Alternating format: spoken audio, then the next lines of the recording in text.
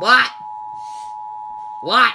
The National Weather Service in Lubbock, Texas has issued a severe thunderstorm warning for southern Hill County in northwestern Texas, southeastern Lamb County in northwestern Texas until 11:15 p.m.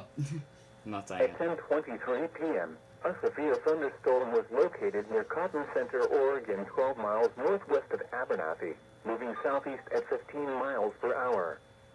Hazard, 60 miles per hour wind gusts and nickel-size hail. Source, radar indicated. Impact, expect damage to roofs, siding, and trees.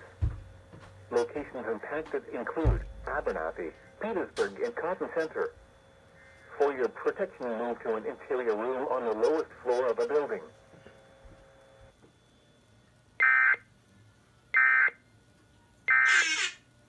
Yo!